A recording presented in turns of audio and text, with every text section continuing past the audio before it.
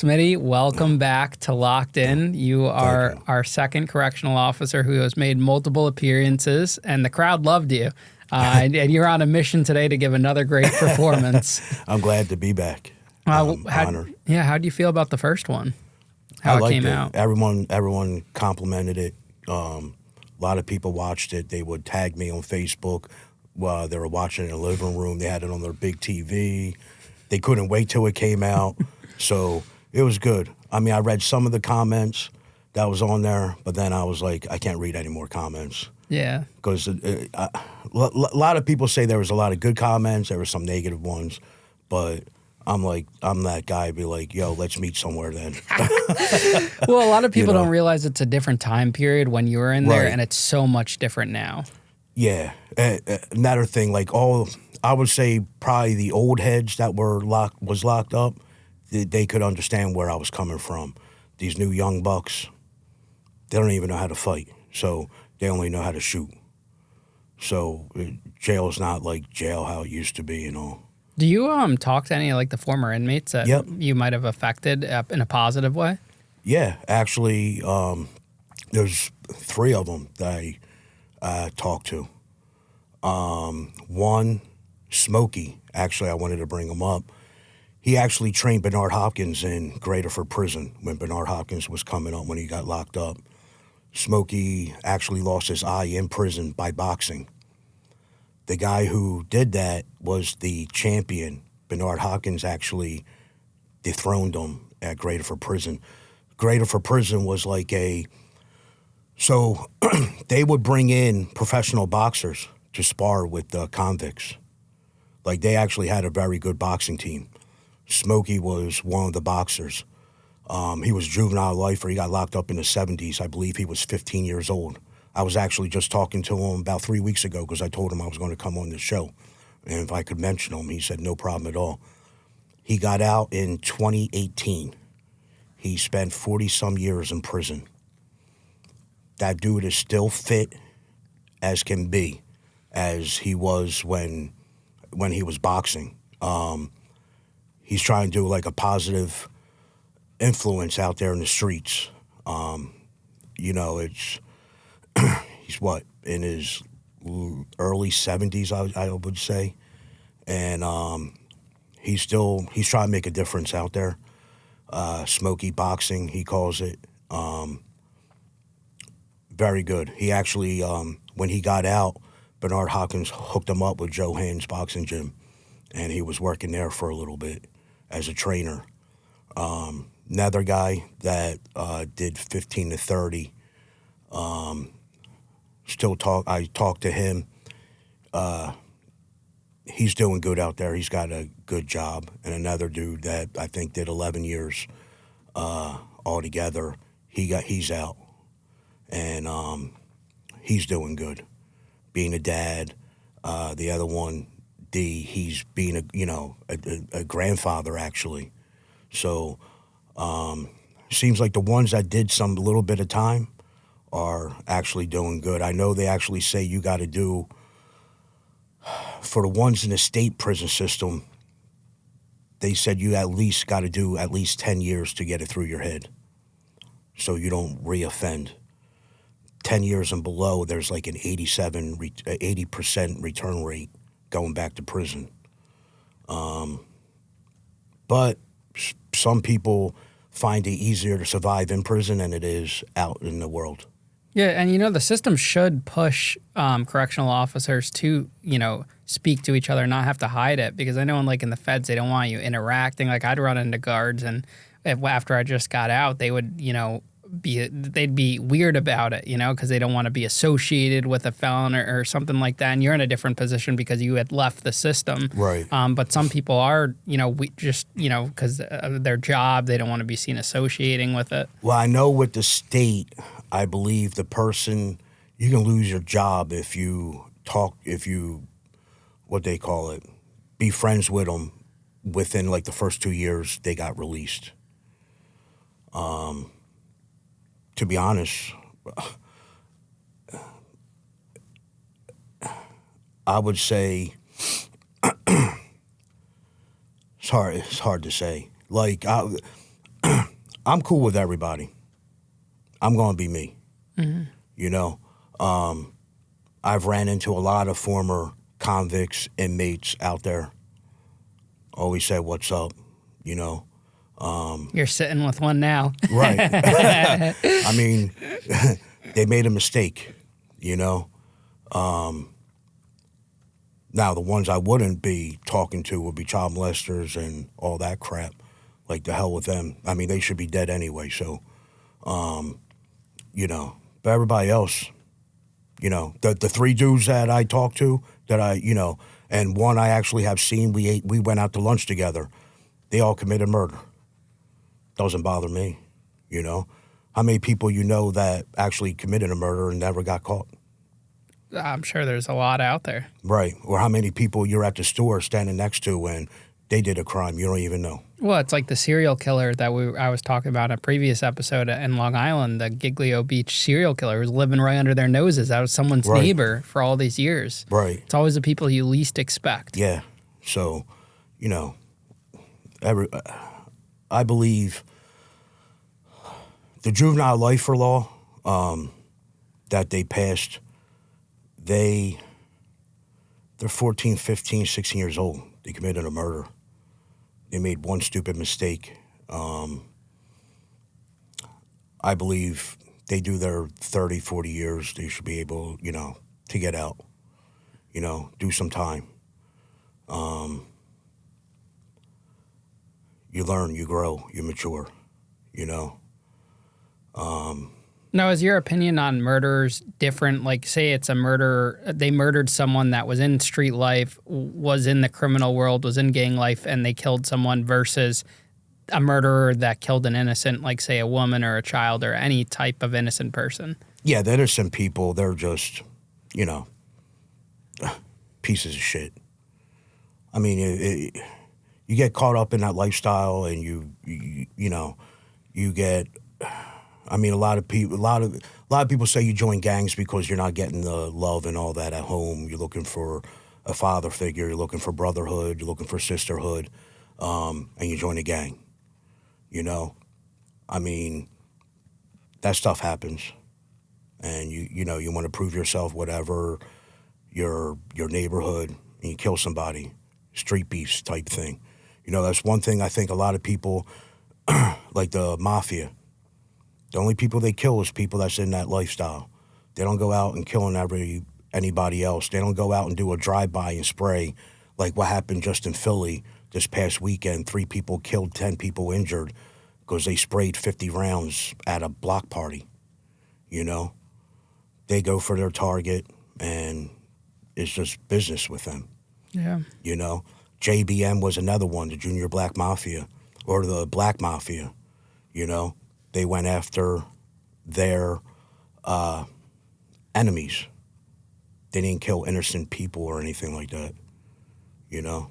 So it's a man-eat-man world. Now, you're a former cop in a very large city. I had a question for you based on, you know, recent events going on in the world. The whole Trump shooting, do you think that was a lapse in Secret Service or a lapse in the local police? Or would that ever have happened? You know, what's your opinions on that? My opinion is this. That lady that retired from the Secret Service, the director, she's an idiot. From what I understand is they asked for more agents. She didn't give it to them. Also think with that Butler, I think it was Butler Police Department, they ain't used to that type of stuff, you know? A lot of things are coming out. I don't want to Monday quarterback the officers, but if you see somebody on the roof, they're a threat. That was 30 years ago. That guy would have been shot right from the get-go as soon as they seen him. You know, I remember when, I was told this when I worked in the 23rd. When was it? Bill Clinton, I believe, yeah, it was Bill Clinton came to the 23rd District. He was going to talk at the church at 11th and Cecil B. And Temple University's right there. Secret Service agents came in with the Philadelphia police and they told the people, this is when Bill Clinton's visiting. We want everybody cleared from that, you know, from the apartment building. If we see a head sticking out of that window, we're shooting it. You know? And now, the way the world is, everybody's like, you know, Karen's type stuff, you know? Like, it's actually the last time I was on here, you asked me a question about the, what could have been with the justice system. And I'm like driving home and I'm like, I don't know why. Like, I talked about Krasner and all that, but it's even deeper than that. And it's coming from your home. The parents of today are trying to be the best friends of these kids and let them do whatever they want, you know? I guarantee you many of them don't even eat dinner with their family, you know?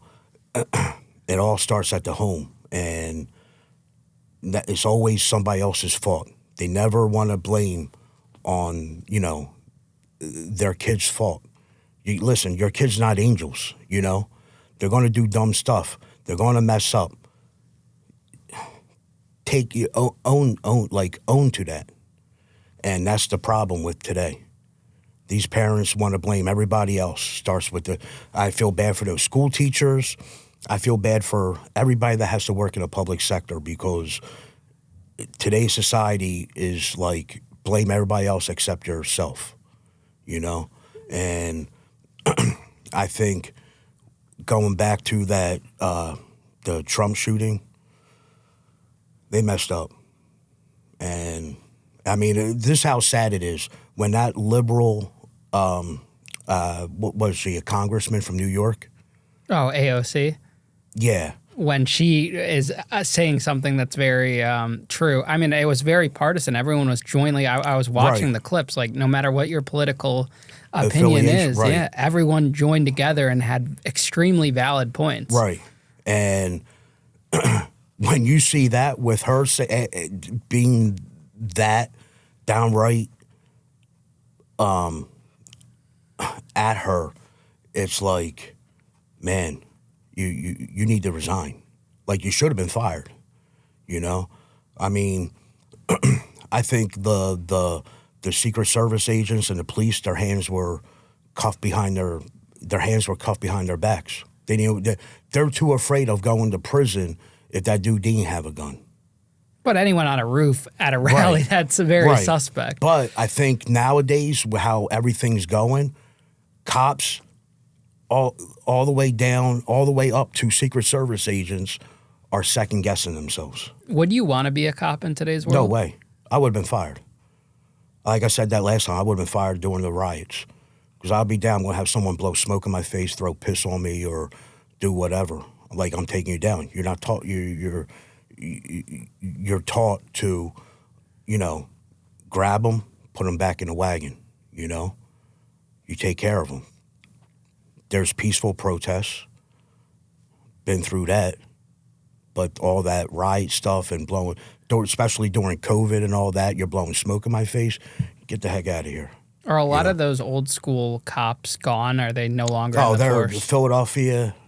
There's so many, like, cops want to leave, they're in the drop. It's only going to get worse. Nobody wants to work in that city. Nobody wants to, they're so afraid to make a decision, because before it was you're going to lose your job. Now you're going to go to prison, you know? And you got Krasner, all he wants to do is just hang cops. He'll hang cops more than he'll hang child rapists. You know, I interviewed a Philly probation officer that got fired. That episode will be out this week. And he was saying how, like, the probation department with, like, the criminal justice system in general is so corrupt, where they're, not everyone, but a lot of them were arranging for guys to get pulled over just to jam them up and send them back to prison. Right. Pretty crazy stuff. Yeah, it's, plus prisons, it's all about money. It is. You know? Yeah.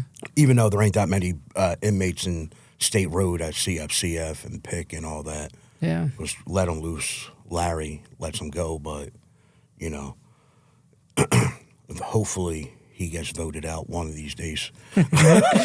Well, you know, Philly's very known for. We talked about it, like the political corruption and the guys. I think I mentioned that I was in prison with the Philly DA.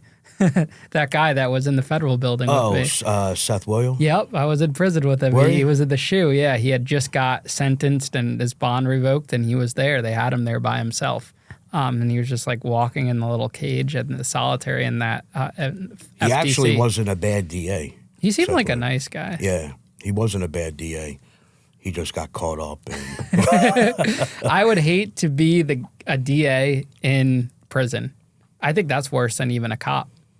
Because a cop's not the one physically putting you behind bars. That's like the prosecutor's a judge. And that's why I think like Your Honor is such a popular show right now. Did you watch that at all? No. You got to watch Your Honor about how a judge ends up becoming corrupt because of all of the stuff that ends up happening with his son. Right. But, they say like child molesters and like cops have it bad. But like imagine you're even higher up on it.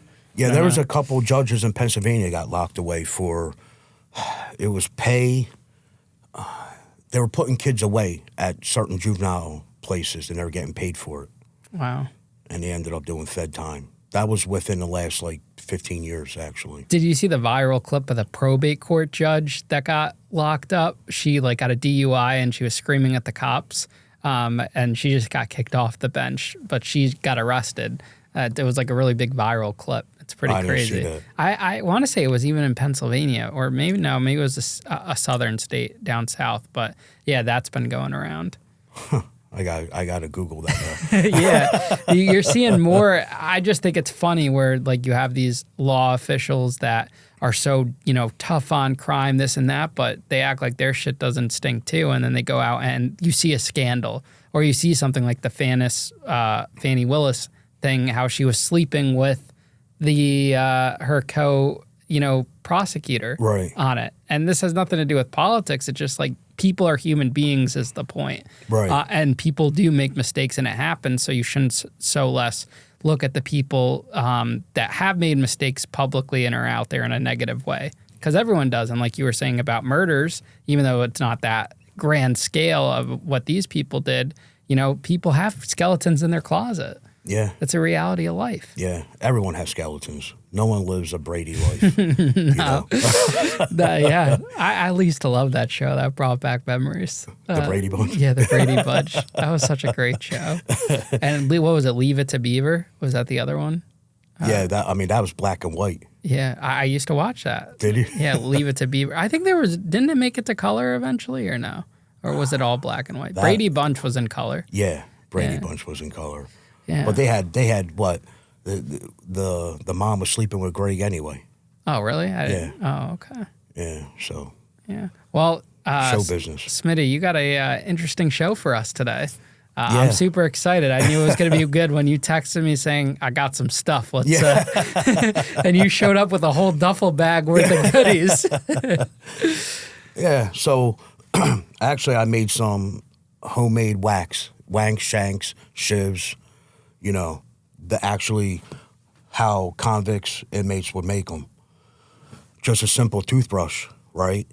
And all they do is take the razors from the disposable razors that they get from commissary, or if you don't have money, you get given razors.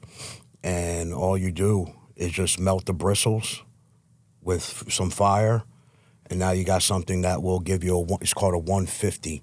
So what a 150 is, someone who's a rat or a snitch, they'll cut you from ear to your mouth. That's about 150 stitches.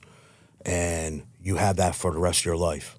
So any prison you ever go to, they know not to talk to you, to avoid you.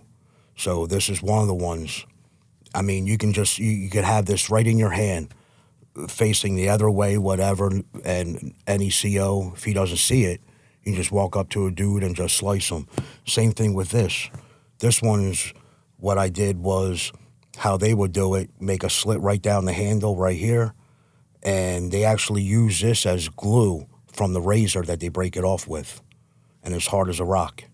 Now, this is one I would say are the most common ones that we see on TV shows. I was telling you about the movie Shot Caller, and sometimes they don't even have the actual toothbrush. They'll just have the top part and they'll hold it in their hand. Right. And even in max security prisons, inmates are given razors. Yep. Because they do have to shave. Yeah. Yep. So they'll just break off the razor part and just keep them. You're actually supposed to turn them in all actuality. But you just keep them, and you can slice somebody nice with these. I know guys would used to say like it broke in it because some of the flimsy ones do break easily, Right. and they would say it fell in the shower drain or fell in the toilet or Yeah. whatever. Or some COs weren't on point, and Right. they would give them 2 razors, and then if you did it at a shift change, that was the perfect bet because then you could say you never got the razor or anything like that. Yeah. At least from what I've saw from my perspective.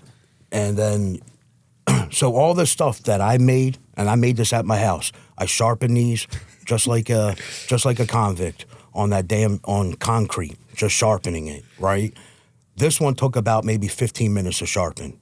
So this is a T-shirt, the hem of the T-shirt, right, to have a nice grip. But this could be like the wire fence out in the yard. They break it off. This is just a fast poker. You know, you can just keep poking. Like it's nice, sturdy. It will do some damage. This one's a little bit thicker. You want to go with the liver with this. How do they get the metal for that part, the thicker This ones? actually is from the metal racks that county prison will have to put the trays on, to put them in a retherm to warm them up. These are really popular right here. It's very sturdy. You can hide it in your boot, whatever, pull it out. And I've seen people stab with this. I've seen people stab with this. Have you ever had an inmate face off against you with one of those? Like when you guys are like a CERT team trying to go into a cell or something? No, but I had one. I had one that came on the block on D1 Pod 3. And I guess he had somebody that didn't like him on the block. So he comes to me and my partner and says, I'm going to get off the block. And I was like, this ain't no motel. I was like, you just got here, right? He goes, well, I want to get off the block. I said, the only way you get off the block is if you take PC. And he said, I'll get off the block. He went up the steps, went into the multi-purpose room, came back down and put a whack right on our desk. I was like, God damn, he could have just stabbed the shit out of me, you know? Luckily, he put it on the desk. I was like, well, I guess you're not going to PC, you're going to the hole now. And he got off the block. So whoever he had beef with, they were going to do something to him and all. But that was the only time. This one right here, I'll tell you about this. Looks like a samurai sword. Yeah, so this could be off the brackets anywhere, right? Even the old push rods at the old prisons. They'll break behind the toilet, right? So I've seen swords. This is just one length, right? This is what you can call a skull crusher. You put this right in somebody's skull, you know? Matter of fact, it might have been this type of piece that happened during 9/11 in Oregon. A guy in the feds stabbed a black Muslim inmate. And they had it on video and went on for like 2 minutes. And it was actually getting stuck in the dude's head. He ended up on death row. It was all over the news. Reason he did is because he was Aryan Brotherhood. Reason he did it was because of the dude was just a black Muslim and 9/11 happened. So I don't know why the prison wasn't locked down anyway. Like all the prisons in Pennsylvania got locked down during 9/11. For how long? For days, actually. But this is just a metal rack. This one took about maybe 2 hours to sharpen on the goddamn concrete. Now, have you seen the effects of what happens when it's not sharp, when it's a dull blade? A dull blade?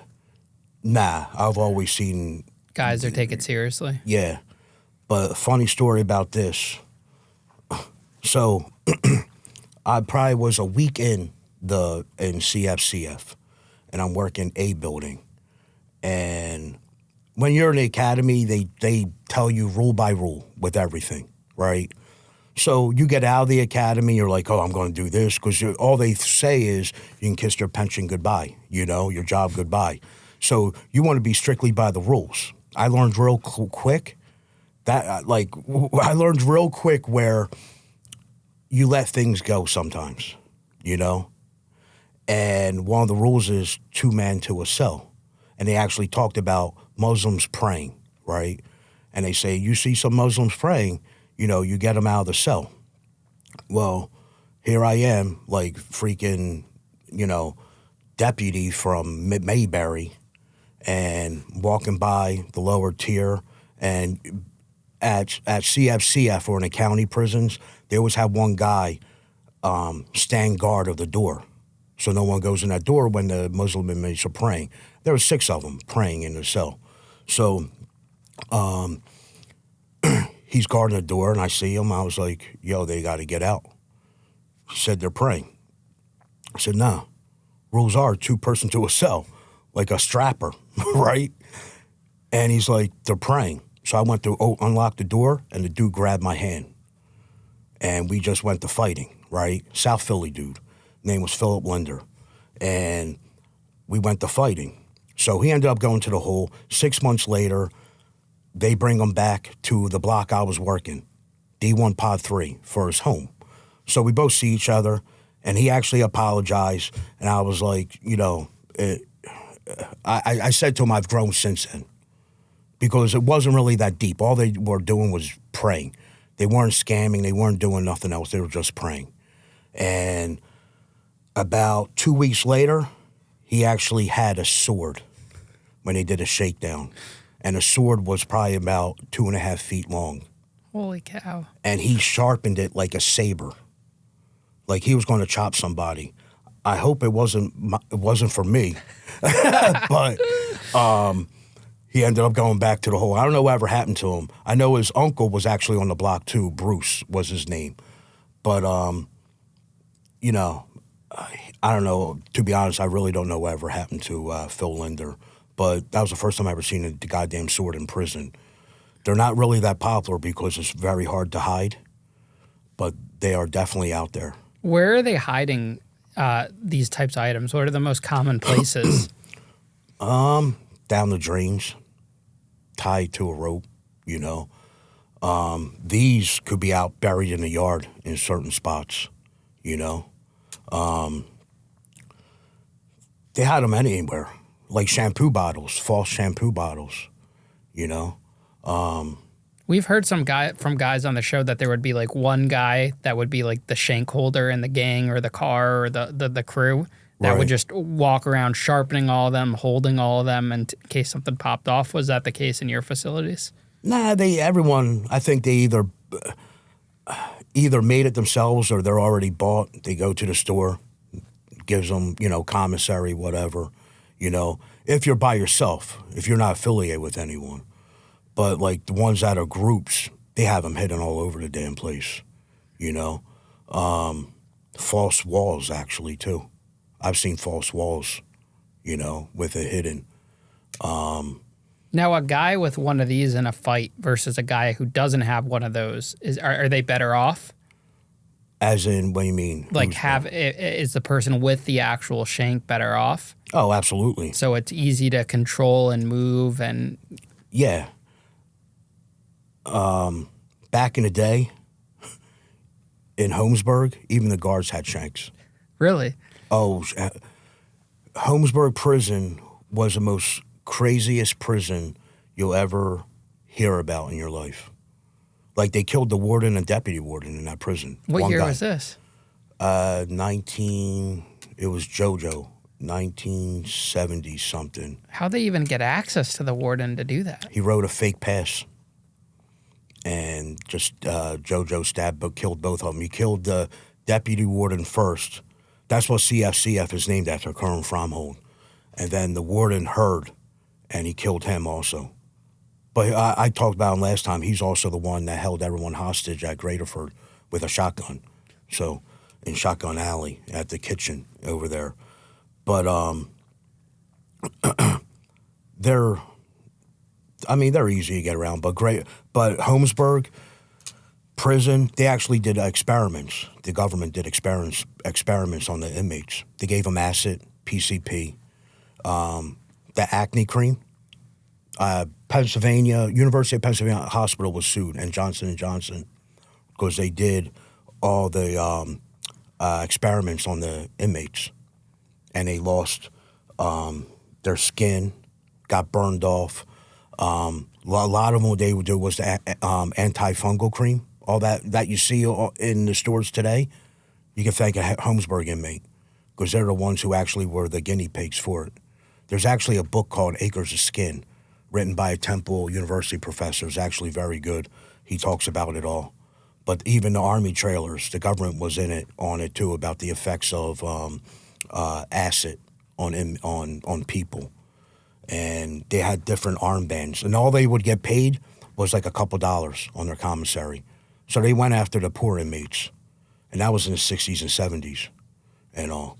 But Holmesburg was a gladiator school. Like, they had, the phones they had on the block was North Philly, West Philly, and South Philly. Don't you dare use a different neighborhood's phone, because you're getting stabbed up. And to be honest with you, the white boys from Northeast Philly didn't get a phone. They wrote home, you know. But yeah, Holmesburg was crazy, and a lot of those inmates that's in Graterford today in Phoenix, they were from Holmesburg and all.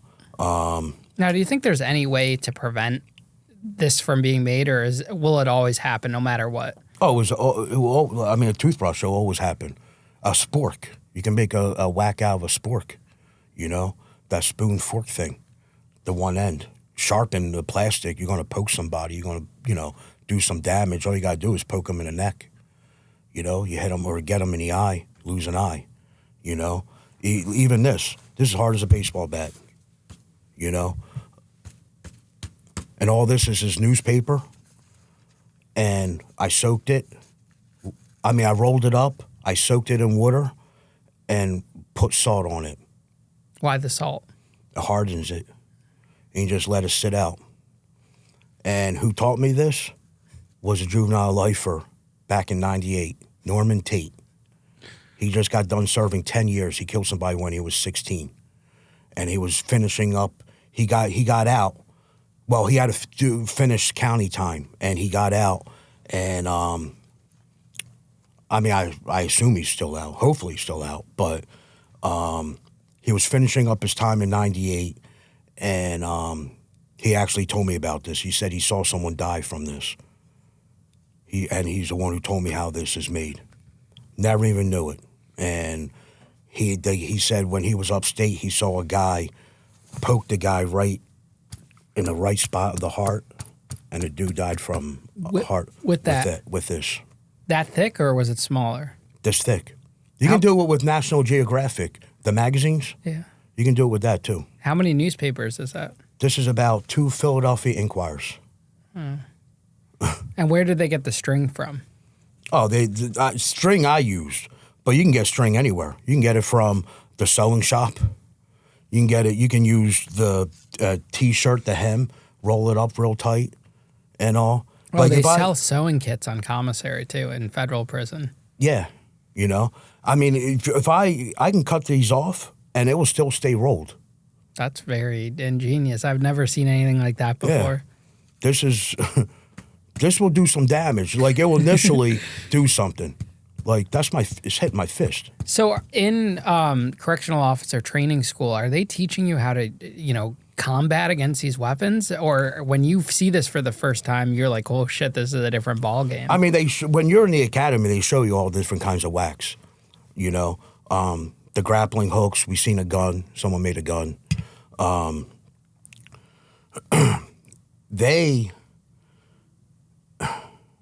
don't have you don't have no baton like where I worked at. We never had a baton. You had pepper spray. In the county, we didn't have pepper spray. We had pepper spray, and then we lost the pepper spray. Why? What happened? Someone abused it, or? Yeah.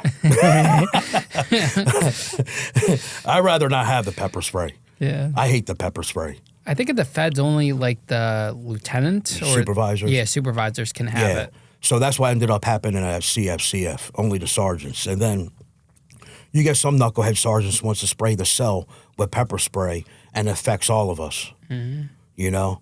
And I never liked the pepper spray, to be honest with you. I'd rather just take my chances than coughing or can't see. How you combat this? If you're able to get a broom handle or something, like a broom or something like that, or just know how to fight. I mean, I've been sliced with a box cutter before out in the streets on my chest, but you just take your chances. Some people might run. I don't know.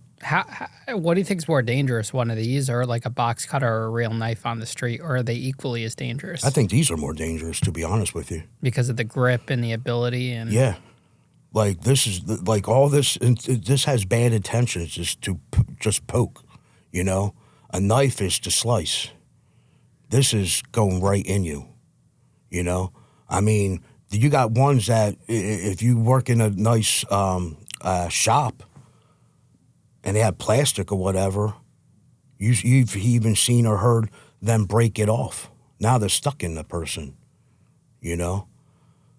I mean, this one right here, I think, this would probably be my favorite if I was a convict. This is a skull crusher. This is just evil intentions altogether. How do you walk around? You have to put it in your pants and tuck it in your shirt, Yep, I guess, halfway? Absolutely. Wow. Like, this got to be done fast, you know? Something on the block. You ain't taking this out the yard. Now, is that more meant to kill someone and the pokers are just meant to hurt? This is to kill. Are they killing people with pokers or no? I mean, you can. You get them in the jugular and stuff. I've seen people get poked up like crazy and they still survive, you know? Here, great story. It was actually with this.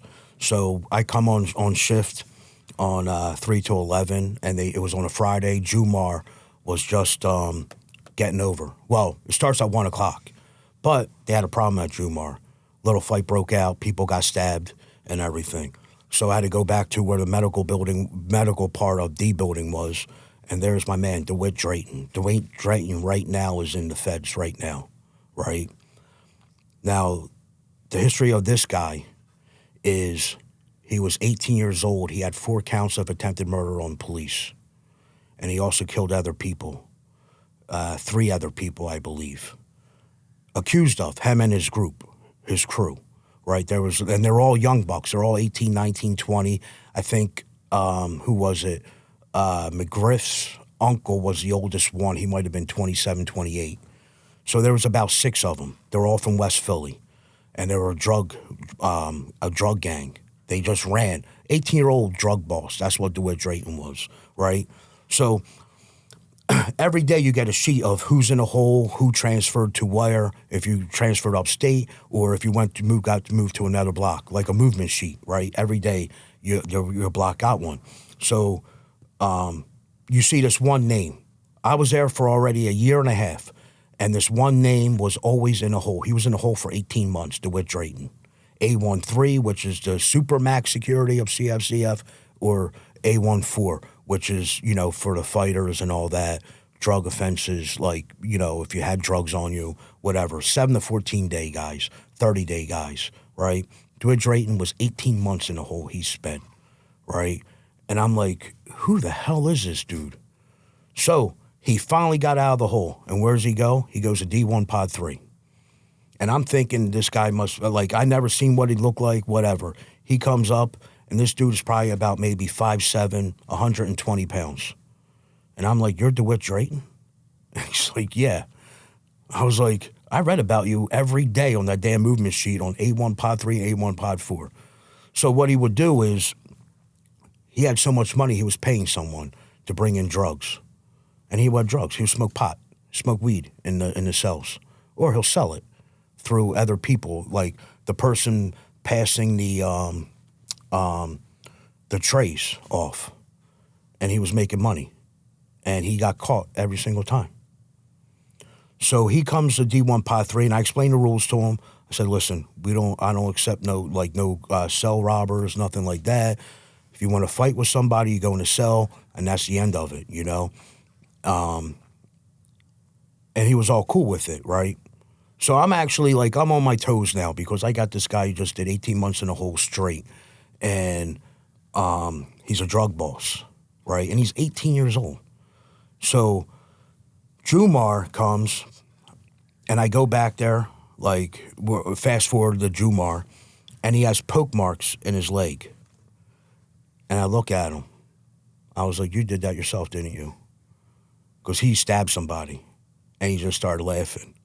I was like, I just shook my head. I was like, I'm not even saying anything, you know? But he stabbed himself twice in the leg with one of these. Wow. Just to get out of the stabbing that he did, you know? So what actually happened, he beat all those charges. All those attempted murder and murder charges he beat. Like, I couldn't believe it. It was on the news all over Philadelphia, right? And then I found out that as of right now, he's in the feds for drugs and all. I mean, he never disrespected me, nothing like that. He was actually quiet, but he was quiet because he wanted to conduct his business, whatever he was doing. It's always the quiet ones you got to look out for. You know, West Philly dude. Like, they're crazy, you know? But this is what he used. So it wasn't deep or nothing, just poked himself twice in the leg. Did you ever see rookies who encounter their first prison shank kind of like quit the job or run off or not react well? Nah, I mean, ones that do cell searches, they think they just won the Oscar. They're like all happy and everything. Like, and I'm like, and I always just say to them, I was like, this is just one. There's 50,000 of them in this prison right now. You know, you just got one. I know when I was a rookie, they found one, and those big trash cans, plastic trash cans, my sarge was like, I'm going to show you what these can do. And he put it right through the trash can. And I was like, God damn, you know, like they mean business. What happens when an inmate gets caught with it in his cell? Not on him, but just in his cell if you guys find it. Him and his cellie bought that. Now, usually the cellie goes down with him, and they'll both go down together. You get very few be like, yo, that's mine, you know? So they end up just going to the hole, I think like 14 days for a whack and all. They'll get out, make another one, or, you know, pay somebody and all to do one. But like all these are just bad intentions and all, you know? I think those are scary too, the toothbrush ones, because those are the most discreet ones. Because you could just have the razor, like we were talking about earlier, the movie Shot Caller at the end scene, where he doesn't even have it on a toothbrush. He has it just in the hand with a little handle on it. And he goes right up and boom, boom. Yeah. And he's fighting a grown man. That movie Shot Caller was probably one of the best prison movies. I think that was incredible. I think that was a legit prison movie, how the Aryan Brotherhood works. I watched it for the third time. Did you? Yeah, the other day, and I watched the whole thing. It's just great because you see how prison can turn someone out. Right. And that's exactly how it works with the street criminal activities, and you can't get out of it. No. And I've interviewed former AB guys, and, you know, when they leave, like, your life is kind of in danger afterwards, too. Right. You can't leave. Like, you're embedded for life, and that's what's scary about the ABs is their stuff is just not inside. It's outside. Like, that guy was worried about his family, and his wife was thinking he didn't want to see his kids or nothing like that, and there was a reason for it, you know? Great movie, though. Did you see a lot of young guys or guys that come in with nonviolent charges have to become someone else because they need to survive and adapt? A couple, but they still weren't, like, full-fledged, you know? I've always said, like, you can go in there for a 2-year bid and you might end up doing a life sentence, you know? It's funny because I always say this to my wife or my kids. I was like, if I ever end up in prison for anything, you just never know. Like, some guy might be breaking in my car and I'll chop his fingers off, you know? And I'm going to prison, right? I'm not getting out. Like, because first I'm a retired cop, I'm a retired prison guard, you know? I'm an easy target, you know? So I'm still going to be a man, and I know I would never get out. I wouldn't want to be the guy that tries to rob you. Oh, obviously I know what to do. I would survive prison. I was just, you know. Yeah, what did your wife say to you when she saw you making all these? She was just shaking her head. Even my kids, they're like, what are you doing? I was like, we're surviving. What do they think about your past job? even as, you know, a police officer, correctional officer? What do they think about it? Are they interested? Oh yeah, yeah. Like a lot of the stories from the last episode was the first time they heard a lot of them. I never really talked about it. You know, they just knew what I did, or they heard from my coworkers like how crazy I was. You know, in a respectful way. Like I'm not, you know, I would say abuse authority. I never did that. Never one bit. But I handled business when I had to handle business, you know? Like I always say to my kids, I might be like what's that one video, the black sheep of the family? You know? I'm not black sheep of the family, but when the shit hits the fan, who are you calling? Me, because I'm going to be there, you know? And even with all my family or my friends, they know they can call me at 2 o'clock in the morning, and, you know, I'll be right there for them. Yeah. You know? Did you ever come across corrupt officers in prison, and how would you react to it? I had feelings of it, but I didn't have no proof, you know? I wouldn't tell. I'll confront them. You know, they're just pieces of shit. Like the one, the last one was when I worked at Graterford, and I just noticed this one dude was really being friendly with this guy. I actually called this guy Wu-Tang Clan because he just reminded me of like the Wu-Tang for some reason, right? And he's the one who actually recognized me as a cop in North Central. Right, and I said to him, I was like, what, do all white people look alike? Right? So they were just real acting friendly together. And it was the day before Thanksgiving, and this idiot was bringing in cell phones, and he got caught right at the entrance. Actually, it was Phoenix. That's after we moved. He got caught at the entrance to the metal detector. And he had 2 or 3 cell phones. And it was absolutely disgusting. Like I don't have no respect for anybody who brings in shit, you know.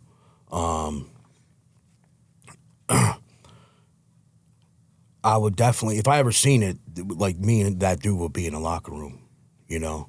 You know what's interesting, and I was reading the comments, is that people gave you a hard time about being the correctional officer that's willing to go into a cell and fight the person one-on-one, and people will consider that, like, quote, you know, corrupt, but they don't consider the guy that's bringing in the phones that they're orchestrating a whole crime ring from inside a prison as corrupt.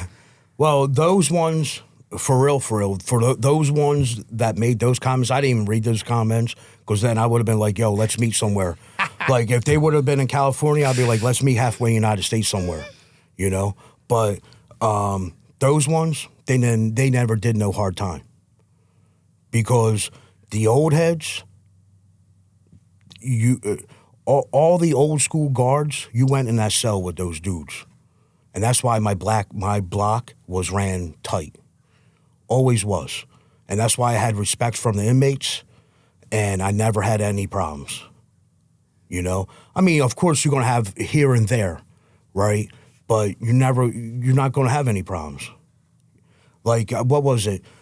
I was a rover on D1, and it was mouth checks, right? There was like 30-some inmates, and this one, I said, all right, open up, lift up your tongue and all this. And he said, no. I said, yo, man, open up your mouth. He goes, I ain't fucking doing shit, cracker. That's what he said to me, right? So I got 29 other inmates in front of me. I slapped him like a bitch, straight up. Just slapped him. I was like, next time you call me Saltine, right? God's honest truth. So what happens? He actually apologizes to me and all. But that's how it was back then. Because if I would have let him talk to me like that, that means 29 other dudes are going to disrespect me. Now my time's going to be hard, and I can't be the how I'm supposed to be as a CO. Like, I gave him a chance too, you know. That's how I ran it. And guess what? Those 29 other inmates, they didn't do a goddamn thing. Why? Because that guy was out of line for what he said to me. He never said that shit again. And he never even got a peep from him, you know? Yeah, it's crazy. I mean, we're talking about how it's a different world for police officers. It's a different world for correctional officers too, because that would be a lawsuit and a half right there. Oh yeah, I would have been. In today's current world, right? They'd be escorting you out in handcuffs. Yeah, I mean, but prison's not prison anymore, you know. So, that's why I'm glad I grew up the when I did. Or I would have been a whole different type of other profession, you know. So,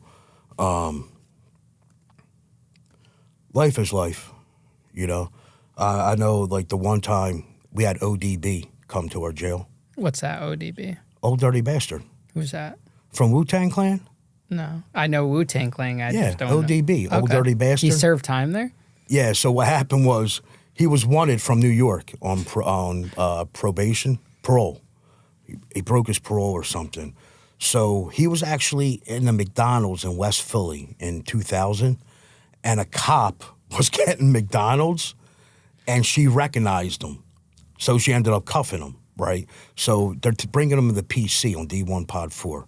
And he's coming up, and old Dirty Bastard, he fit his name because that dude looked like a mess, right?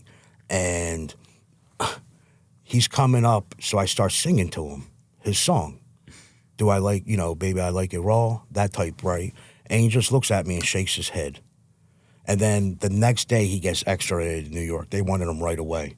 Then he ended up dying, like in 2004 of an overdose and all. But he was a popular rap hip hop guy. And did they put him like right in SAG right away? In protected custody. Yeah. They put him right in protected custody and all. And he was there for like 1 day and all. But then Bill Cosby was in Graterford and SCI Phoenix and all. He signed his name to his paperwork, Dr. Cliff Huxtable. Why? Because that was his name on the Cosby Show. Oh, really? Yeah. Oh. And so he was just fucking with them? Yeah. I didn't know he was that tall, though. He's about like 6'3", 6'4", and all. But he was taken care of because he grew up in the projects. But even though his charges were, technically a looked down upon offense in prison. They didn't believe that. Oh, the people just didn't believe it? No. Okay. They thought it was a little ridiculous, or yeah, okay. Yeah. So they didn't believe any of that. So he was treated well in there. Oh yeah. He had people taking care of him, and all. So he would always get towards the end. He was getting wheelchaired around when he would come to the mess hall and everything. But they said he got hit in the head with a hot dog, which wasn't true. Oh, yeah, there was something that happened that was in the news. Yeah, he didn't get hit in the head. He did slip and fall when pudding was getting served, though. Honest to God. And all I thought about was pudding pops, because he was the big guy with pudding pops back in the 80s. Oh, my God. Yeah. So what happened? He slipped on pudding, or he just slipped on something? He just slipped while getting the pudding. But what would he do all day? Just, like, play games, or? He just sat in his cell. People will just wait on him hand and foot. I'm sure he was paying them, He never had his wife or kids ever visit him, though. The only guy who visited him was that lawyer guy with the glasses, and that was it. What was the vibe around the prison when he got released unexpectedly? I was already gone when he got released, so. Did you hear from any of your friends or anything? Nah. I know the day he was coming, there was cameras everywhere at Graterford, everywhere at the entrances and all. They were just like camped out. So when you were leaving, they were still camped out. They didn't know what day he was coming or like what time he was coming and all. But yeah, he was like a celebrity. They had him on the easy block though. When he first got to Graterford, they had him on like the medical wing. And with his diet, it was just he wanted a pinch of salt, so he had a diet. The low salt diet, or? Yeah, but it had to be like 3 little grains of salt on his food and all. Because they cater to that. Like the kosher trays. They take it very seriously. Yeah. So there was a guy that even sued the state of Pennsylvania because he made up his own religion to get a diet tray. And with that diet tray, he wanted brown rice. So he's the only inmate in Pennsylvania that they got to buy 50-pound bags of Uncle Ben's brown rice for this guy because he sued the state of a made-up religion that he created and all. But the kosher trays, we had a guy named Gary who would do them. Now, he was from Northeast Philly, and he went through Holmesburg. I don't know how he survived Holmesburg, to be honest with you. Jewish guy. Never committed any type of other crimes, and he killed his best friend, from what I understand, right? So he already been locked down. He got locked in the 80s, going on over 30-some years. So Jewish guy, he was the one who would make the kosher trays, and he was real strict about it, right? Because, to be honest, if you're going to get locked up in Pennsylvania, get a kosher tray. Convert to Judaism, Muslim, NOI, whatever, but get a kosher tray because that's the best meal you can get. Like, you get fresh of everything. But it's also the easiest way to pass drugs because they can't open them. And you can't always be there when he's making the bags. So they're given out with the meal. You know, during the meal, the convict will come up and be like, yo, Smith. And then your workers actually know who gets the bags and everything. And they'll show the pass if they don't know. But most easiest way to pass drugs is through the kosher bag. And the only way to get kosher in the state, is that to go through the rabbi or or the chaplain? Yeah. And you have to get approved. There's no proof though, right? Like you just go. No, you can and go say, in there and say I'm a Jew. Okay, and then you automatically get the kosher meals. That's what they would do in the Fed prison. Yeah. You just write a cop out to them and say, hey, I want to go kosher, and then approved. And it takes a couple of weeks to switch over, and you're good on the diet list. But you could also get the regular meals too. You just couldn't. People not on the kosher list couldn't get kosher, but the kosher people could say, I don't want kosher today. I want the regular meal. Yeah. Yeah. That's why his way to go is kosher. Yeah, if you that really is a hack. If you say kosher, because then if it's a meal you don't like, there are some god awful meals, you get kosher, and that's better. Right. You know, I mean, they also the one Native American holiday they have, and they bring in I don't know what they're called, the chief guy, politically correct. I don't know what the name is. Yeah, I know what you're referring to. But yeah. He'll come in and he'll have a peace pipe. And they have the little powwow and everything. And they eat buffalo. They have the tent, the teepee at Fort Dix, I think, outside. Do they? Yeah, I think they have the teepee. And they would go there for that. Yeah. Isn't it so crazy? Yeah, it's like inmates in Syria, people could kill someone but then get treated because of their religion inside right, because the they're prison. worried about getting sued. Yeah. But my question is, did they practice that religion on the outside? You know? Yeah, would you see a lot of guys that just change up because they wanted to be treated a certain way in prison? I would probably say 50-60% of the Muslims. You know, I'm probably going to get some hate for this, but it's the truth. You know, you get dudes that come in, say they're Muslim, they didn't practice that Muslim religion out on the outside. Then all of a sudden, you know, they're supposedly praying 5 times a day.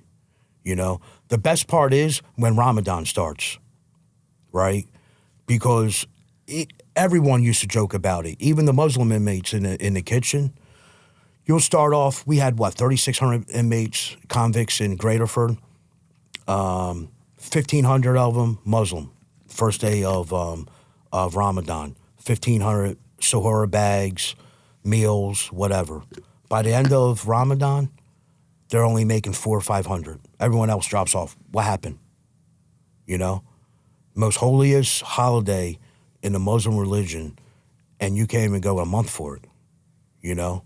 I would see the old like white fraud guys come into prison, and the rug on commissary would just say rug, some type of word, rug or mat, and guys would buy those and put them on the bottom, like for their shoes and stuff. And the Muslims would come up and they would give a warning, like, "Dude, that's not what it's for. Right. Like, you're gonna get hurt if you continue to use this for that." And I had no idea what those mats were until I saw in prison, saw the various religions and whatnot, because I was prayer just, rugs. Yeah, the prayer rugs, but they didn't call it a prayer rug on the commissary. They call it a rug. Yeah, there's just a lot of items under that. It's titled religious items, but then there's the spray I think they use. Guys would use that as a cologne.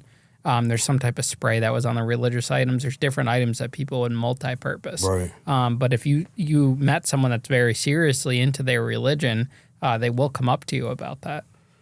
Yeah, I mean, I would say I respect the ones that practice their religion, you know, and that's in any type of religion.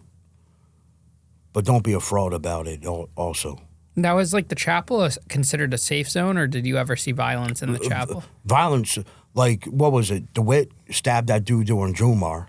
Well, that wasn't in chapel. That was in C&D gym when they would have it. But during Ramadan at CFCF, there was always stabbings. They punched out the imam before because of a street beef out in the streets. Now, the imam's kind of like the shot caller in prison for the Muslims. No, this was a street imam, so they brought him out. They brought him from the street, from the outside of the streets to conduct the Ramadan prayer. Why would they attack him? The guy, whoever was doing Ramadan, had beef with him, came up and sucker punched him. Wow. Yeah. At the camp, at the chapel, they had like a cool movie program where they had these DVD players on flat screens where you could select a movie, like old school movies and whatnot, and watch it in the chapel. It was pretty cool. Yeah, Spanish church at CFCF, stabbings like crazy. All the time. Wow. Every Sunday. We would hide phones in the library in the chapel. That's where they would shake down first because it was a common area. Right. So if that phone got caught there, they can't put it on anyone. Right. But whenever there was a big unit raid, that's where they would go first. Because you carve out a book, you do this, you do that, and you put it into a spot no one would look at. And I remember there would be guys, like when I was new, actually genuinely looking for a book, there would be guys that just sit there all day, say, don't touch that book or don't do this, you know? You can always see when someone's like making a move. Yeah, well, we had a library at CFCF. We also had law library too. I mean, some people were with their cases. Some people just wanted to get that free phone call for the lawyer and all, and just get away. But yeah, like Spanish church, with the state convicts would come down on writ. The bottom of their shoes had nails in them, so they'll take the soles off and start whacking people during the Spanish church on Sunday nights. At Graterford and Phoenix, to be honest, I never heard of any problems. I think they took it more serious than they did in the than they did in the county. One thing that I learned, the NOI, Nation of Islam. You know how I said I talk to everybody because I want to find out everything. I'm curious, you know, and it helps me better to how to look for things. So I saw all the Nation of Islam, they had their eyebrows were shaved, right? And I said to the guy, the head guy of it, it's like, why is all your eyebrows shaved? You know? And he said, this means that we're stressed and you can't tell our reactions. And I was like, he goes, when you smile, when you're angry, your eyebrows move. When you shave all your hair off your eyebrows, you can't tell. And I was like, that actually makes a lot of sense. So they actually did that when we made the move from Graterford to Phoenix because of stuff that happened during the move where the state did get sued and all. And, you know, some of the stuff was, I think it was punk moves by some of my, I wouldn't say my coworkers. It was punk moves by the other COs from the other state prisons in Pennsylvania, you know, Like, they should have done the stuff they did to those lockers and stuff like that. Because it could have got us all killed. How hard is it to move an entire prison like that? They closed down every state prison in Pennsylvania. They brought in the state troopers, helicopters. And we only moved from Graterford to Phoenix. It was only like 300-400 yards tops. It was right next to each other. So they took pieces day by day, you know. So they started moving out convicts before the move, and we were down to, I think, 2,000.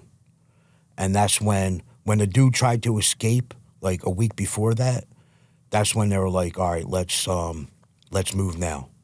And they were to just take, you know, a couple busloads to break them in, because Graterford wasn't allowed to be on the CERT team. Any guard from Graterford wasn't allowed to be part of the move, as in the CERT team. They were the ones from all the different states, and they're the ones who messed with a lot of the convicts' belongings. I didn't see it personally, but from all the complaints from the convicts, you know, that their paperwork was messed up. Someone drew a penis on another picture of a convict's picture of his son. They drew a penis on his head, a swastika on his head, you know, stuff that they're already stressed because a lot of them didn't have cellies. Now they're having cellies. Some of them made it their home for 40 years at Graterford. You're just telling them to get up and leave. That's tough, you know? And you don't do that stuff because it will get us killed. I actually had so when the shot caller of the Bloods, when he got released, another one stepped up. He was from Gettysburg, PA, right? And he actually said to me, when they started opening up the prison at Phoenix, right? And I was on guard because the kitchen's probably the best spot. If you're going to start a riot, the kitchen would be a good spot to start because you got those 40-pound paddles, you got all the food supply there, you got everything, you know? All the weapons, the French knives, everything. And he actually said to me, he goes, we ain't mad at yous because we know you guys weren't involved. We're pissed off at all the other ones that they brought in.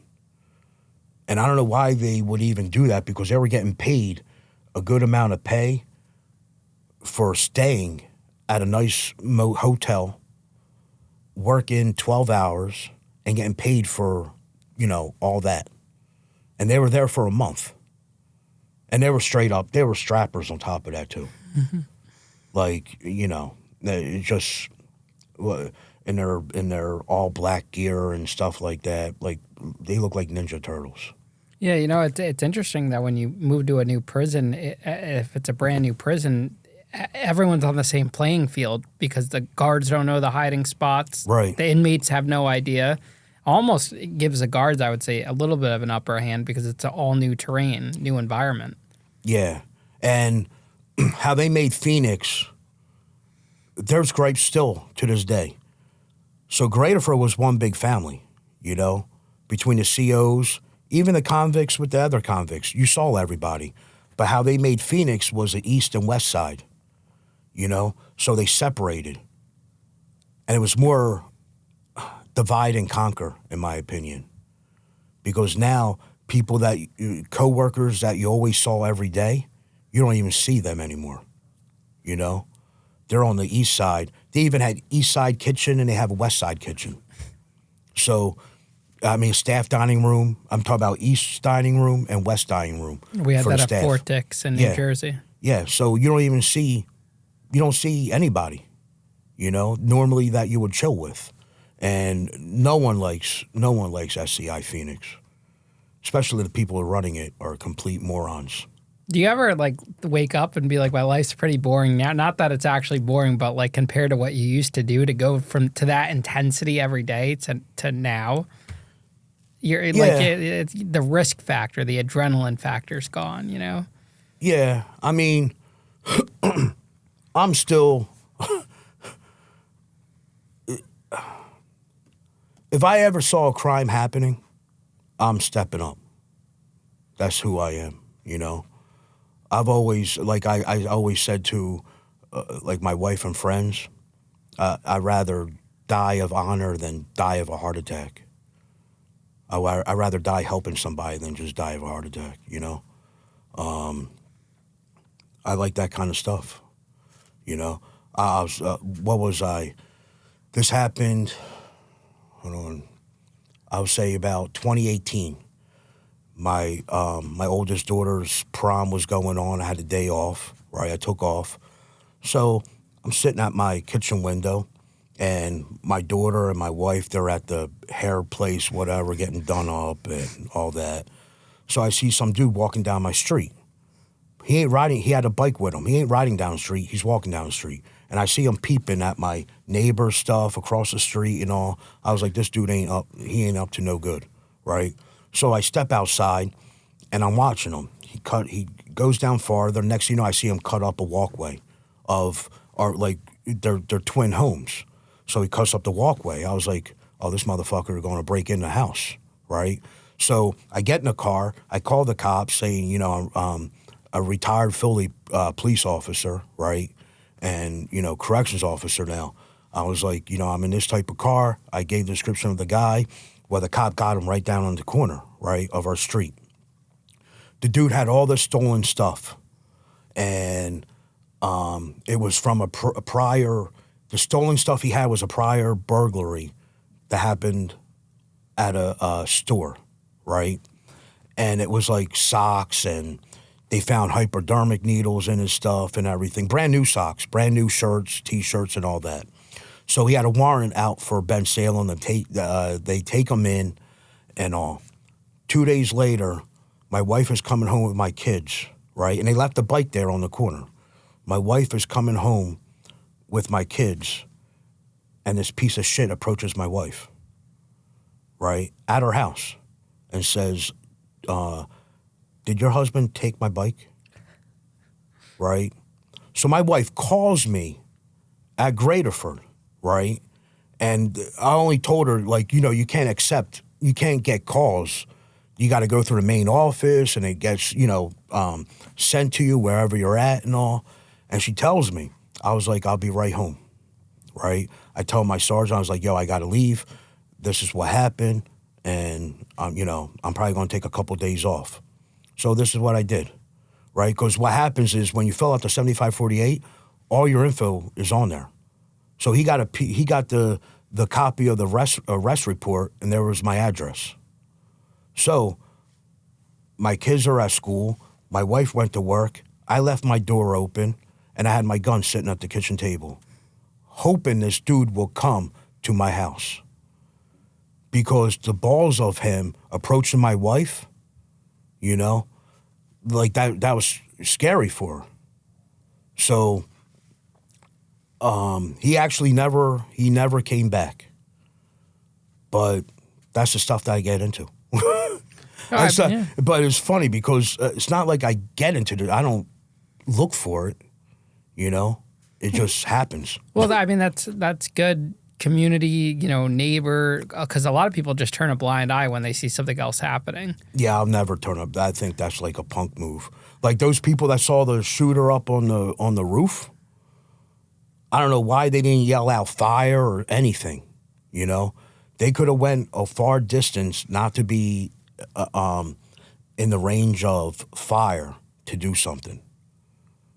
Like they should have yelled out fire, like what you would tell a little kid when they're little if a stranger grabs them. Don't yell for help, yell fire. Why you yell fire?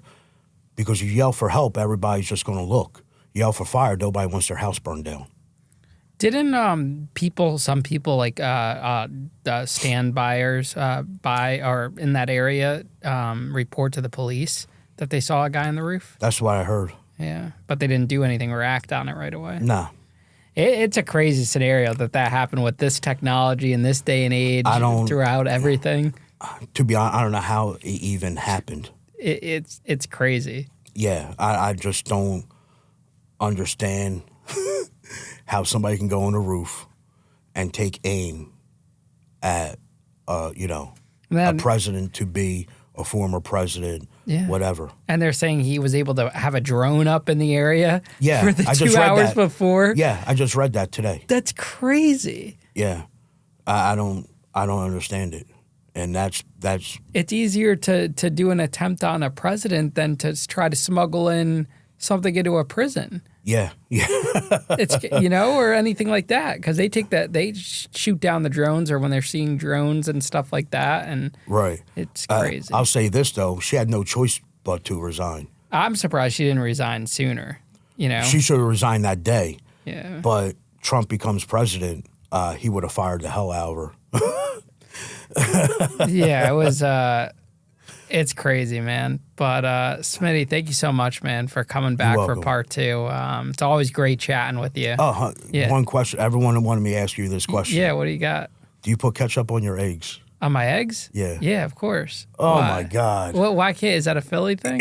No. Why that That's question? a communist thing. Really? Wait, why that question? Because I'm so against ketchup on eggs. Yeah. Right? So the first time I ever seen it, my daughter was in college, and we went out I picked her up from college, and we went out to get something to eat. So she started putting ketchup on her eggs. I was like, "What are you doing?" She goes, "I like ketchup on my eggs." I was like, "You weren't like this before you went to college?" She goes, "Yeah, I started in college." So I actually took a picture of it, put it on Facebook and all that, and it was like, a big back and forth banner. It's been going on for 4 years. So actually, people still send me pictures of them putting ketchup on their eggs. Yeah, well, so I never used to do that because we would always have cheese and stuff in it. I would never eat plain scrambled eggs. And then I think I was at someone's house, I had it plain, and then they were putting the ketchup on it. I tried it. It was pretty good. But if I have it a cheese or an omelet, I won't do it. But if it's with potatoes, I'll put it on the potatoes next to the omelet. And in prison, you got to flavor it up a little bit. But I would take hot sauce on it. Like, it depends. The cheese normally does the job. You put cheese on anything, that handles it. But plain eggs, I can't eat plain eggs. It needs something to it. That's why you put the ketchup on it. All right. Bacon, egg, and cheese. You don't put salt, pepper, ketchup on it? No ketchup. Do you do bacon, egg, and cheeses? Yeah. No ketchup? No ketchup. Have you tried it with ketchup? I'm not. I won't. You got to try it with, because it's a different scenario, and the ketchup doesn't have to touch the egg. You could put it on the bun. No way. No ketchup. Okay. Ketchup only goes with fries. A burger? A little dab. Okay, so what if there's egg on the burger? No, I don't eat no egg on a burger. But what if you did? I wouldn't. No ketchup. Okay. Out of all the questions you could have asked me, that was the one you had. Yeah. That, also, is it sauce or gravy? Well, that's a Philly spaghetti thing. Like spaghetti sauce I or say gravy? sauce. Right. No, you're right. Yeah, but I know there was a big debate on AJ Galante's podcast. Oh, is there? The Italians call it gravy. Oh, no, those Italians are wrong. Yeah, they call it. I've never heard of gravy. When I think gravy, it's turkey dinner gravy. Exactly. In prison, gravy is it's that. It's not sauce. No, any Italian born in Italy, they call it sauce. Oh, they do call it sauce. Yeah. Like a nice tomato sauce, not a tomato gravy. Right. Gravy is brown. Exactly. Gravy is not red. See, the Italians don't even know what the heck they're eating. Because I saw it on Merlino's thing too. That's what it was with AJ. They were debating that. Merlino's wrong. Yeah, I don't see how it's gravy. Yeah, it's sauce. You put a gravy on a turkey. But it's all the Italians that were born here. They call it gravy. And Swedish meatballs in prison with the egg noodles. That's gravy that they put on it. That brown shit. Oh yeah. Which I hated that meal. Yeah, they never really disgusting. did it right. I don't even like the know why Swedish they did meatballs from IKEA. Yeah, literally Swedish meatballs. Oh, they do have Swedish meatballs. Yeah. Swedish meatballs with the egg noodles with the brown sauce. That was what I skipped that meal every time. I don't blame you. It was terrible. That and they butchered the what's it called? The what's a meat thing? What, the meat sauce? Like the meat? It was just when it's just meat. Sloppy Joes, they would put the vegetables and the beans in it. Right. I don't like that. Well, that's like a mishmash type thing. Yeah, I hated that type of Sloppy Joe. I wouldn't eat that. Sloppy Joe should just be ground beef, the sauce on it, on a bun, call it a day. That's it. They add all this other shit into it. I wouldn't eat that. Yeah, that's that mishmash. Yeah. That's whatever's left over that needs to be thrown out, and they put it all together. They ruin the tacos with that. Beans are great on the side, but I don't like the beans mixed in with the meat with the other shit on taco day. Yeah, I'm the same way. Yeah, I can't do that. Yeah, I'm the same way. I'll put it on my own. It was crazy. Yeah. Now we're a food podcast. Right. But yeah, Smitty, thank you so much, man. I'm sure we'll do this again in a couple months. Yeah, and no doubt. Thank you for all the merch and the swag that I'm wearing in this one. I'll be wearing these to the gym. And safe travels back home. All right, thank you. I appreciate it.